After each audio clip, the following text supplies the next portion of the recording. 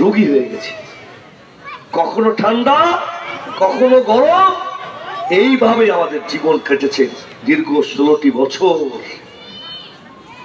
সবচেয়ে ভালো ছিলাম জেলখানায়, ওখানে কোনো চিন্তা নাই।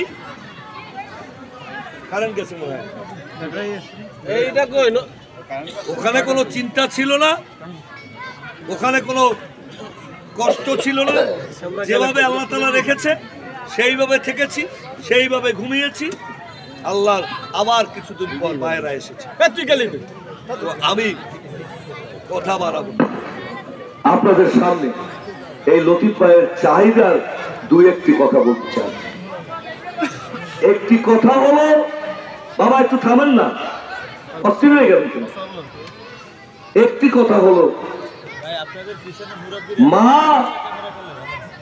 তার সন্তানকে বলছে প্রতিবাসী ভালো না, সারা রাত ঘুমাবি না। আজকে আমাদের সেই সময় এসেছে, আমাদের প্রতিবেশী ভালো না, আজকে আমাদের জাগ্রত থাকতে হবে। সারা বছর সারাদিন সারা জীবন লতিফ ভাইরা যার জন্য লড়াই করেছে, যার জন্য যুদ্ধ করেছে, সার্বভৌমত্ব বাংলাদেশ, স্বাধীন বাংলাদেশ, সেই বাংলাদেশকে ভারতীয় আগ্রাসনবাদ, ভারতীয় ব্রাহ্মণ্যবাদ বাংলাদেশকে কুড়ে কুড়ে খাওয়ার চেষ্টা করছে। আপনারা কি হতে দেবেন? প্রয়োজনে লতিফ ভাইরা লড়াই করেছে, গুলির সামনে দাঁড়িয়েছে। এই নদী পার হয়ে সাতক্ষীরা বান্দাইলে উপস্থিত হয়েছে তারা গুলির মুখে একটি সুন্দর বাংলাদেশ তৈরি করার জন্য।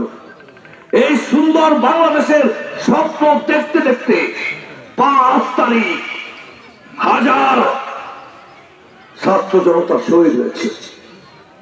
গুলির সামনে দাঁড়িয়ে বলেছে, আমি বাংলাদেশ, আমাকে গুলি কর, বুকের মধ্যে অনেক ঝড়, আমাকে গুলি কর।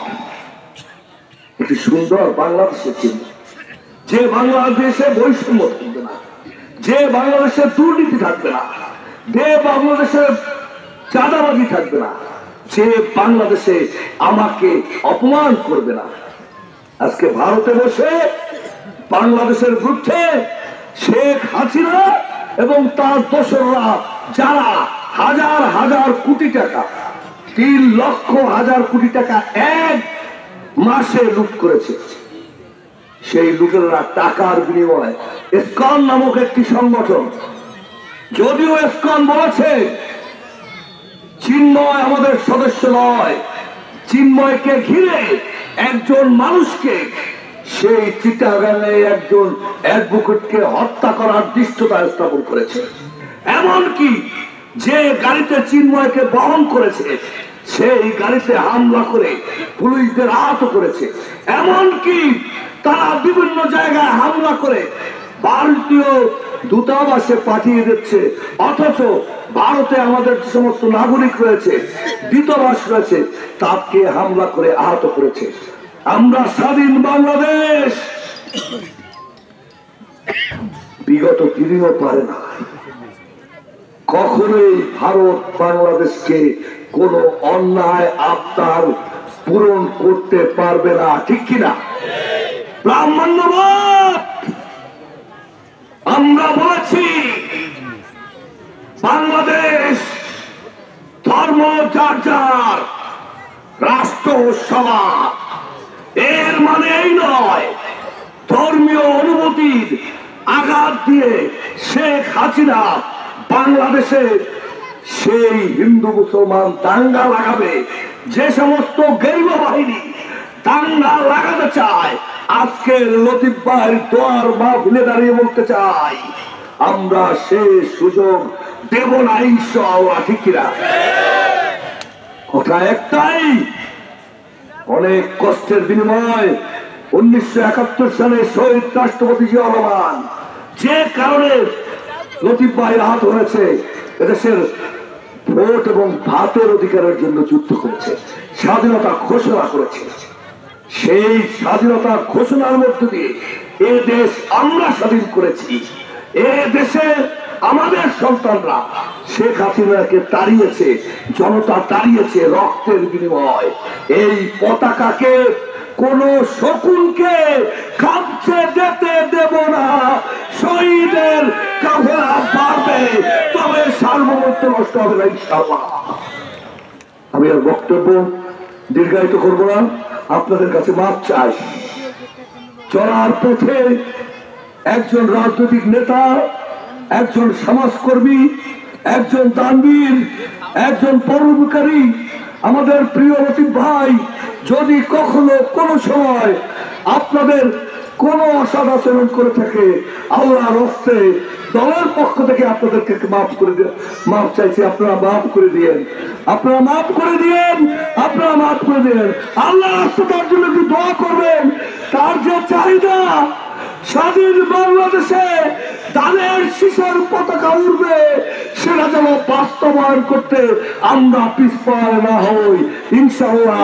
আপনাদের সাথে আছি, এদেশের সার্বভৌমত্ব এবং স্বাধীনতার সাথে আছি, এবং তার জন্য নামাজ পড়ে দোয়া করবেন, নামাজ পড়ে দোয়া করবেন।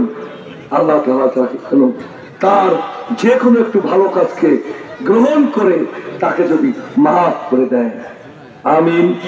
দোয়ায় আমরা চলে যাব, তারপর তাবারক নিয়ে ধীরে সুস্থে আমরা বাড়ি যাব। আমার বোন শাহিদা অর্থাৎ মিসেস লতিফ অসুস্থ বিদায় সে আসতে পারেনি, সেও আমার মাধ্যমে আপনাদের কাছে দোয়া চেয়েছে, এবং তার সন্তান জামাইরা যেন ইসলামের পথে, সত্যের পথে, ন্যায়ের পথে থাকতে পারে, সেই দোয়াও আপনাদের কাছে চেয়েছে। ধন্যবাদ। আল্লাহ হাফেজ। বাংলাদেশ জিন্দাবাদ, শহীদ জিয়া অমর, খালেদা জিন্দাবাদ, তারেক রহমান জিন্দাবাদ। ধন্যবাদ সকলকে। সুস্থভাবে যেন আপনাদের খেদমতের পাশে দাঁড়াতে পারে। ধন্যবাদ সকলকে।